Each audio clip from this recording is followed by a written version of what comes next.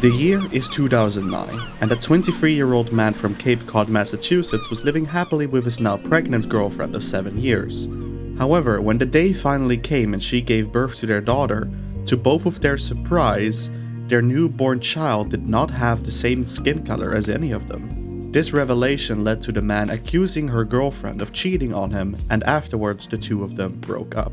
The man was left completely distraught and alone in the world and decided to try and find a way to cope with his traumatic breakup and hopefully find a way to move on. So he started hanging out more with his two good friends from Cape Cod, often talking about their shared passion for rock music. Until one day they got together and decided, fuck it, let's start a band.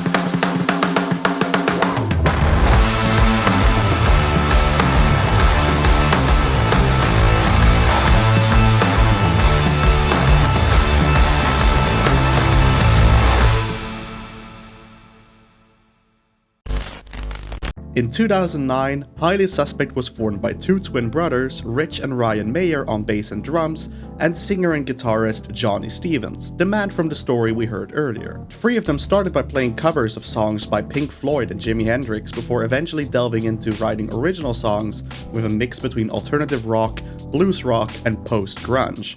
The name for their band came from the song Highly Suspicious by My Morning Jacket, where the guys misheard the lyrics as Highly Suspect. Their first EP, titled First Offense, was released on July 15, 2009, including the song Not Me. No, it's not me. Oh, you can't stop me. A year later, on October 3rd, 2010, the band released their second EP, The Gang Lion, including 3 songs that later would make it onto their first self-released album, simply titled Highly Suspect, in 2011. The 14 tracks on this album have inspirations from all over the rock world, such as inspirations from covering Pink Floyd and the Alligator song.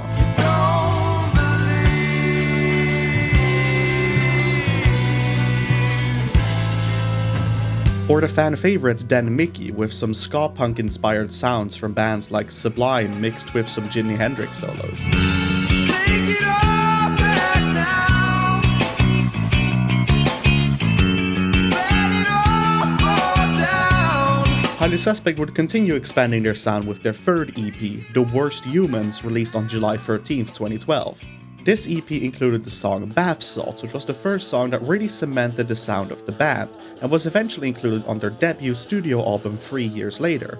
The next year, in 2013, the band released their fourth EP, Black Ocean. This EP was produced by Joel Hamilton from Studio G in Brooklyn, who would later produce and mix the band's 3 upcoming studio albums, and Joe Duplantier from the French heavy metal band Gojira. This EP most notably included a song that would later become the lead single for their debut studio album and help raise the band to great heights, Lydia. Lydia was Highly Suspect's claim to fame, reaching as high as number 4 on the US rock charts and even earning a Grammy nomination for the Best Rock Song of 2016.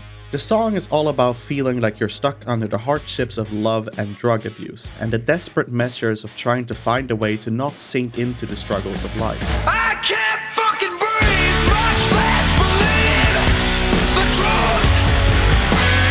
Throughout early 2015, Highly Suspect toured with bands like Deftones, Catfish and the Bottlemen, and Hailstorm to further expand their fan base, before finally releasing their highly anticipated debut studio album, Mr. Asylum, on July 17, 2015. So where do we go?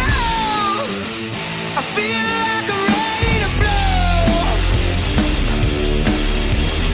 Mr. Asylum released to near universal acclaim from fans and critics alike, even earning the album another Grammy nomination for the Best Rock Album of 2016, only losing out to Muse's Drones. Mr. Asylum had elements and influences from various rock aesthetics, from the blues elements in songs like Mom to punk vibes in Claudeland and a garage rock feeling in Vanity. It was the culmination of years of work by the band, and their hard work had been rewarded as their dream of becoming a rock band had finally gone into fruition. But Highly Suspect knew they weren't done just yet, as only a year later, on November 18, 2016, they'd released their second studio album, The Boy Who Died Wolf. I can feel it too. So what am I waiting for? I'm afraid of you. The Boy Who Died Wolf expanded upon the sound of Mr. Asylum, getting rid of some of the punk and garage rock elements and replacing them with more blues and acoustic elements. Although the album didn't reach the same universal acclaim as their debut album, it's still widely loved by fans to this day. From the high-octane songs like Pro-Stress to the new melancholic sounds of Little One to the progressive album Closer Wolf, the album has a bit of everything, not to mention the lead single, My Name Is Human.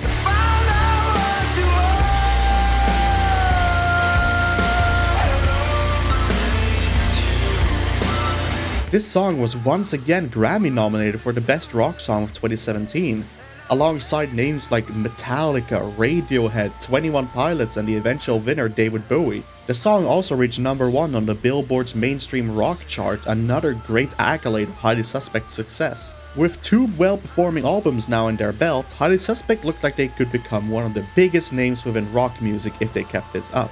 It's rare for a new rock band to appear and immediately set the bar this high with their unique blend of classic rock aesthetics expanded upon by the new sounds of the next generation. And as the band went touring across the world in 2017 and continuing into 2018, the excitement was palpable for what was next for Highly Suspect. I think it's time we take a quick break and look at the main star of the band, frontman Johnny Stevens.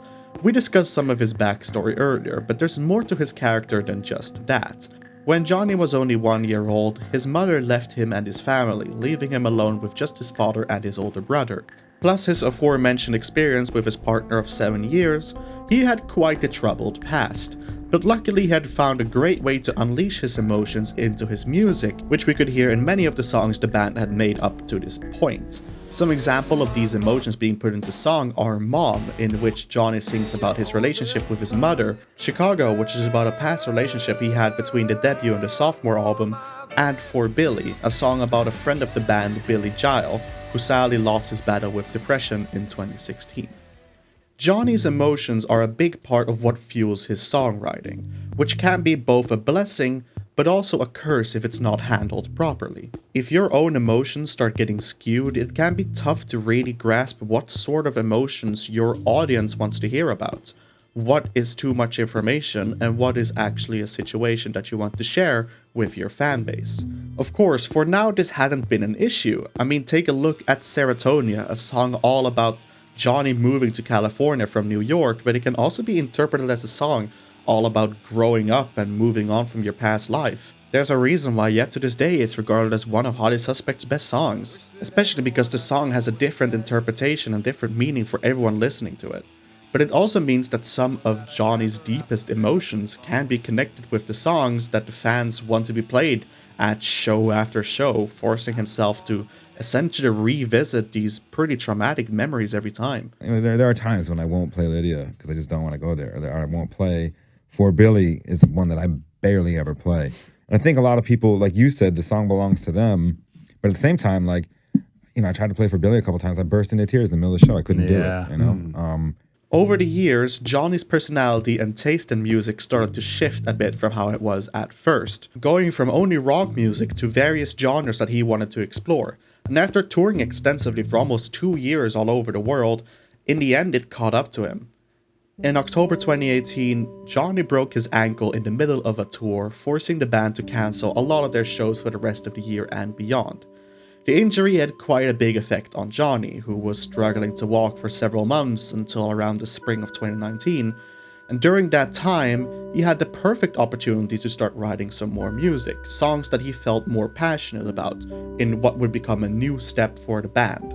Something that he assessed would transcend and progress the future of rock music, but what also sadly would start the downfall for Highly Suspect. On November 1st, 2019, Highly Suspect released their third studio album, MCID. MCID is an abbreviation of My Crew Is Dope, which is a sort of signature motto for Highly Suspect to describe their fan base. But this album did anything but unite the fan base and instead called for massive criticism from fans and critics. This new Highly Suspect album, it's not good. This is one of the most jarring albums that I've heard in quite some time. It is easily one of the worst things I've heard in 2019. Yet we've titled it MCID because it's supposed to be for the fans? The album was a massive left turn from their previous sound, involving a lot more rap and pop elements into their music. Of course, that isn't inherently a bad thing. Rock in the 21st century is all about experimentation to find your own unique sound to stand out of the crowd. But here, a lot of fans felt that the original sound from the first two albums was completely gone. Then there is the inclusion of Terrible Johnny, which is Johnny Stevens' rapper persona, who features on some of the tracks on MCID. But his name has now been delisted from the album since, I think, a year or so ago, but I can't fully pinpoint to when this feature was removed. Not to mention how the album was all over the place with no real universal sound or direction. This can especially be seen by the features that the album has, ranging from rappers like Young Thug and T Grizzly, but also French metal band Gojira and our good old friends Nothing But Thieves, all featuring on the same album. Listen to the difference between Tokyo Ghoul and SOS as an example. Note that these songs are right after each other on the tracklist of the album.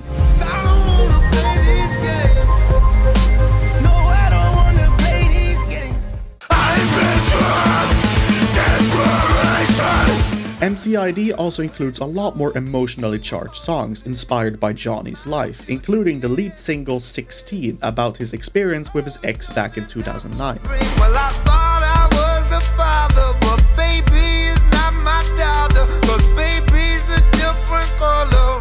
And in Fly and Upper Drugs, Johnny sings about his experience with depression and drug abuse. I've thought about killing myself. I've thought about ending it all. I've thought about standing on top of my building in Brooklyn and seeing how long it would take me to fall. In general, the album got a very critical reception from their main returning fan base who mostly cared about the rock music. But the album didn't either pick up a lot of new fans either due to the incohesion and the strange variety of tracks on the album. So in the end, MCID failed on both regards. But on the other hand, there's still fans who enjoy the album. Some tracks have garnered a niche following by fans over the years, like Cannon's Arizona and Snow White, which still feel like they retain that sound that they once felt familiar with Highly Suspect. But the main contentious topic was how Johnny reacted to the criticism of MCID. There's nothing wrong with admitting that you made a mistake, but Johnny was very stubborn and kept insisting that this is the way for the band to progress. A great example of his ever-changing attitude is his Twitter. Sadly, almost all of his tweets are lost due to time as he frequently deletes his posts, but there are still some screenshots that are available. I think that he did the right choice deleting a lot of these tweets, so kudos to Johnny for doing that, but we still need to bring up his past behavior. This is not throwing any shade towards who he is as a person today. As an example, Johnny tweeted about other artists buying a #1 spot on charts, meanwhile as Highly Suspect had a massive promotional campaign to make sure that 16 would get #1 on the alternative single charts, which by many fans was seen as a bit hypocritical. Or Johnny saying that rich people shouldn't owe poor people, saying that it's limiting and toxic, meanwhile as he's been very publicly pro-left with his previous actions.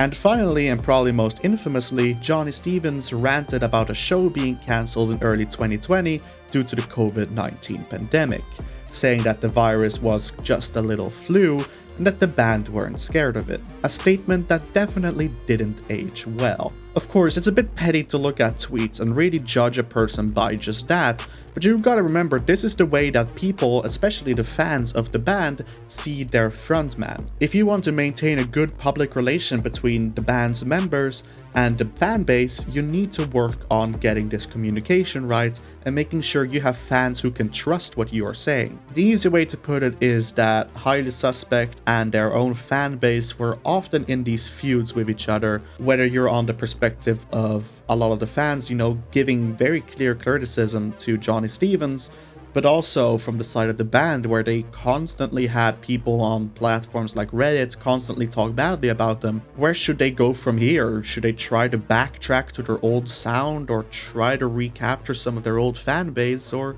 maybe instead go down the experimental route and try to capture a new audience? It would take another 3 years until we finally got our answer. On September 9th, 2022, Highly Suspect released their 4th studio album, The Midnight Demon Club. This album is a big switch from their earlier music, switching the record label from 300 Entertainment to Roadrunner.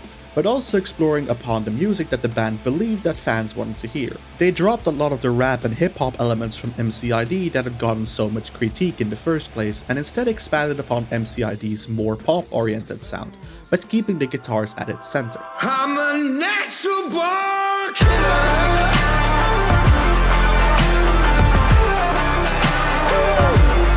There were some songs on the Midnight Demon Club that clearly aimed at a more pop-oriented audience, such as Ice Cold. I'm ice cold. I'm ice cold. But then there were also a few more heavy-hitting songs to pander to their old fan base of the first two albums, like Pink Lullaby.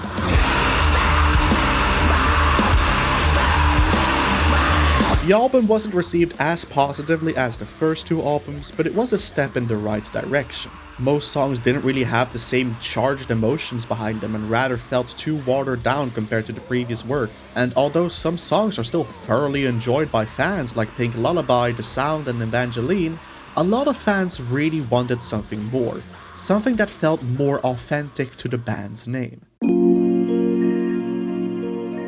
Not long after the release of the Midnight Demon Club, the band started playing less and less songs from their most recent albums, instead playing more of their old tracks and new tracks they'd been working on since their release. We saw the same thing happen with songs of MCID, but that was because of the pandemic. It generally seemed that the band didn't enjoy playing the new tracks from the Midnight Demon Club as much. And this became very evident when the Midnight Demon Club tour continued in Australia and New Zealand in 2023, where the band only played Pink Lullaby from their latest album at each show. They called the tour the Midnight Demon Club Tour, but they only played one song from that album. And at the same time, Johnny was starting to get a bit more vocal about what he really thought about the Midnight Demon Club. I'm gonna keep it real with you. I think on Midnight Demon Club, I tried to pander a little bit. I don't think I was my complete self when it came to the process of making that album, and I don't love it. It was clear that the band weren't really happy with Midnight Demon Club. It hadn't gotten a lot of great reception from fans nor from critics, meanwhile as they didn't feel like themselves when writing it. But now they'd seemingly found a new hope, a new album that would be more like their true selves instead of pandering to any audience. So this album that we just made is, you know, like we were just like, I don't care if this ever goes on any radio station ever. We want to make what the fuck we want to make. And then there's Johnny Stevens himself, who's gone through, once again, quite a lot of big events in his life after the Midnight Demon Club's release. He broke up with his girlfriend at the time at the end of 2022 and got into a pretty nasty motorcycle accident. All these events really helped him change his personality and kind of realize what he'd been missing out on over the last few years, and he really felt motivated to start writing music that he felt passionate about again. He wanted to give an opportunity to reflect on his earlier work to really understand what he and the band wants to do next. But there was one thing they all knew for sure, that the band did not want to make another Midnight Demon Club or MCID. They wanted to take the next step and find the music that they wanted to make, because they still had those roots deep down from their origins, of why they wanted to start a band in the first place. What happened with those original inspirations, and how can we use them today? So, with 2022 in the rear view mirror, the band took the lead.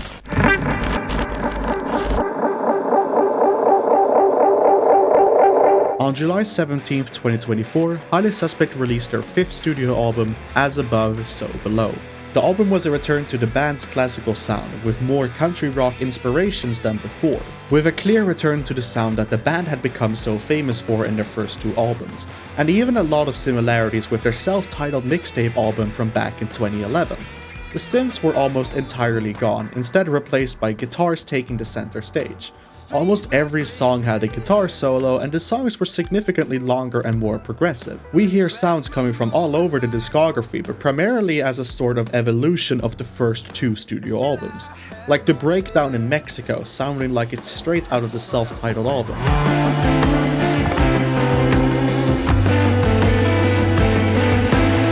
Or the song Melatonia, that answers the questions that are still left unanswered in Serotonia from The Boy Who Died Wolf. Rain feels colder in New York. But then there's also influences from the more recent albums too, but reworked to better suit their original sound too, such as in The Reset, a completely instrumental song with synth lines straight out of The Boy Who Died Wolf, riffs right out of Mr. Asylum, an instrumental sound from MCID, and eerie effects very similar to those we heard on the Midnight Demon Club.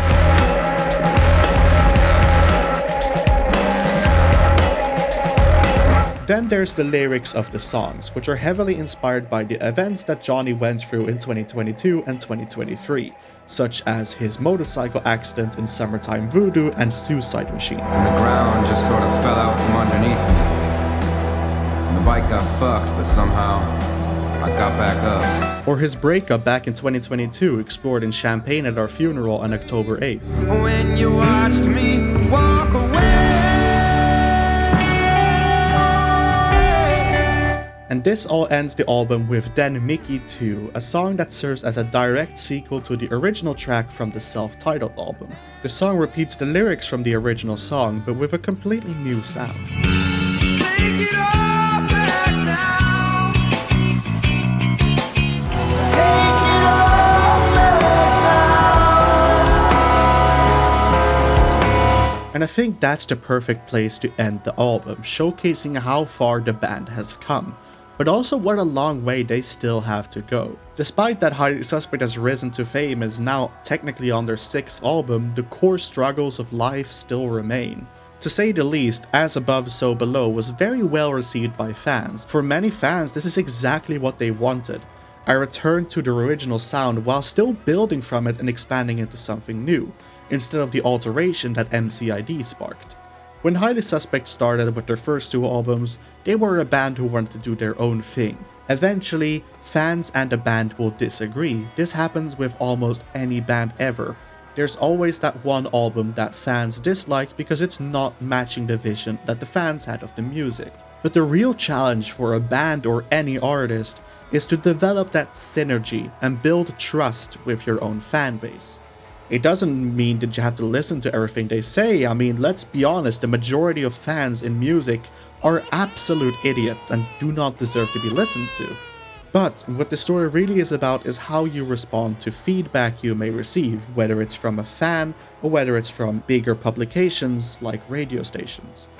In many cases, we all want to do better. Every single artist wants to go out there and show their best work. But that can be tough to do if you have people pulling at you from all different directions. But it's really trying to realize, what do I want to do as an artist, and how can I achieve that while still having people adore what I'm doing? And that balance is really tough, but I think Highly Suspect were able to find that balance. If you make good music that you enjoy and you put a lot of passion into, the fans will come. And that is what I consider being the redemption of Highly Suspect. Thank you all so much for watching this video. I've wanted to make a video about Highly Suspect for quite some time now, I think ever since the release of MCID back in 2019. And since I've been a fan of the band since 2018, I've seen this constant shift in the band's attitude, but also the attitude of the fan base, and I just really wanted to make a video about this. Originally, this was going to be a 3-part series, but I decided to just put it into one video and kinda shorten it down because I just didn't believe there was enough continuity to really split this up into several parts. Up next, I'm gonna take a bit of a break from this channel for maybe around a month or so, not working on any videos since I'll be going to the States, but my goal is at the start of next year to go right back at it and start making more videos. I have a few projects already in the pipeline. You can check out the community page for the channel for a monthly update on how it's going with my upcoming videos. Beside that, I just want to thank you all very much for watching, and thank you for having watched my videos this year, and I will see you guys in 2025.